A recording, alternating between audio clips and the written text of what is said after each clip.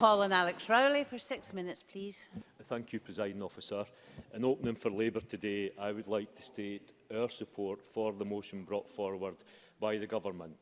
We are clear that a no-deal Brexit must not be allowed to happen, and Labour is doing and will continue to do everything we can to stop such a scenario from happening. We also condemn the suspension of Parliament by Boris Johnson. It is obvious to all that this is simply a ploy to block proper democratic scrutiny. It is it not ironic that the very people who talked about taking back control and restoring sovereignty to Parliament are the very same people who are now shutting Parliament down? We must appreciate the dangers of allowing any leader to shut down our democratic processes just because they cannot get their own way. Democracy might at times seem difficult, but we should be clear it is far better than anything I have seen around the world, and we disrespect it at our peril. And that is why this Parliament here in Edinburgh, today must condemn the actions of Boris Johnson and his cabal, who are demonstrating a total disregard for our democracy. Boris Johnson cannot be allowed to crash us out of the European Union, throwing the country under his infamous Brexit bus in order to pursue an ideological, hard-right project which will only benefit himself and the wealthy donors to the Tory party. There will be no benefits for hard-working people, hard-working families, when the cost of living runs out of control. The Tories refused to publish their impact assessment that was asked for on how a no-deal Brexit would affect poverty levels in this country. The Poverty Alliance, based in Glasgow, are right to highlight this issue. And is it not a scandal that their Freedom of Information requests were refused from the Department of Work and Pensions, who stated it would not serve the public interest to release that information?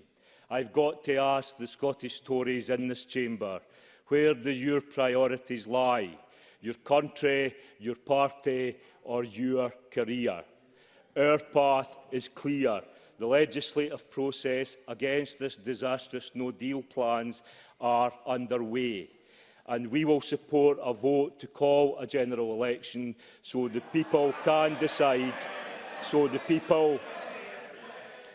We will support a vote to call a general election so the people can decide our country's future once the bill to stop no deal is law.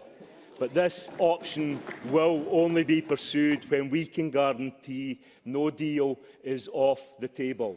As Ken Clarke, the former Tory Chancellor, said yesterday, and I quote, "I do think the Prime Minister has a tremendous skill in keeping a straight face while he is being disingenuous."